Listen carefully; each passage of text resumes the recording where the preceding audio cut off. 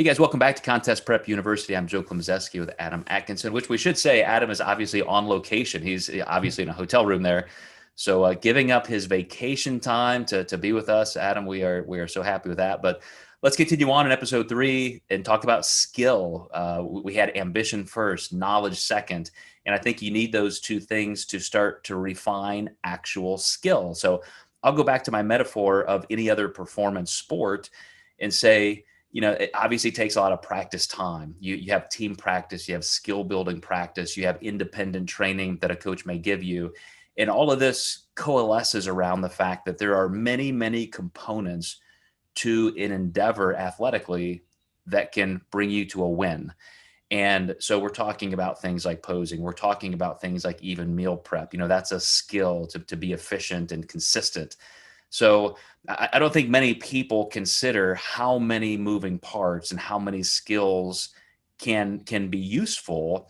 And in the first episode, I mentioned this new client I spoke with, and that was one thing he was excited about. I told him there's going to be a grind to this. There's going to be physical exertion and self-deprivation and this kind of bodily and life mastery type elements. But there are so many things to learn along the way that I think you're really going to enjoy developing those skills. And I mean, that gelled with him instantly. He said, man, I feel like you just opened up the matrix to me. Like, that's exactly what I wanted. I wanted something I could really work toward and master, not just, go to the gym and blah, blah, blah, I'm done. Absolutely. With our competitors and the people we work with, we have accidentally created a lot of coaches because we've nearly created a curriculum here to create the skills that are needed to not only be a great competitor. And I would like to think that the level that we coach at is so high and so informative and so educational.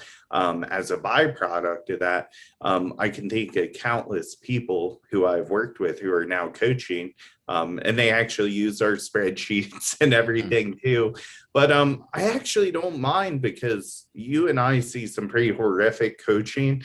And, my previous clients are not bad coaches. They're usually ahead of the curve with this. And, as you go through this process, you learn how to diet, you learn how to track macros better. You learn how to play what I like to call crime scene investigation with dieting.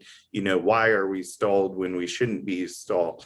So you learn really important components on troubleshooting. You learn about when to take diet breaks, when to take refeeds, maybe when to modulate refeed days higher or lower.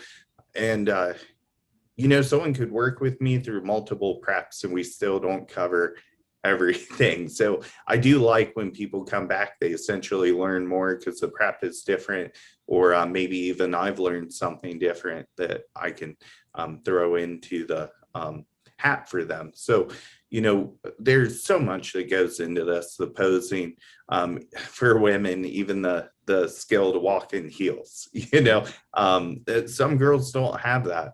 And there's so many things that you can learn, and then that you can even get better at when you get into physique sport. That is the key, to identify the skills you need and then employ them. I remember a particular client that came to me maybe 2 years ago, and kind of late in life to get into the sport, at a master's level for her very first time.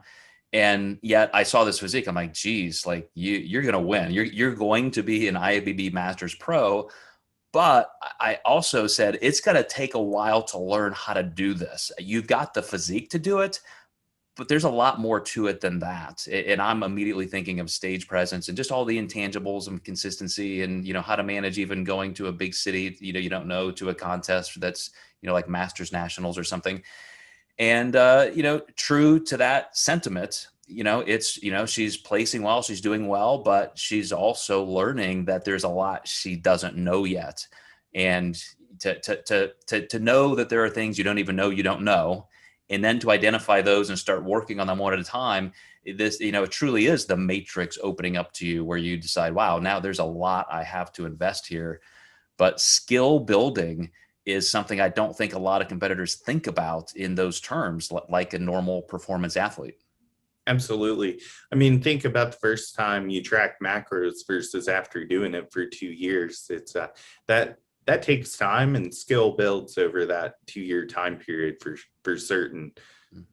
And once you're there, you're going to end up even developing the skill of confidence, which is our 4th episode coming up. So we will see you guys next time in Contest Prep University for episode 4 in the 5 traits of a winner.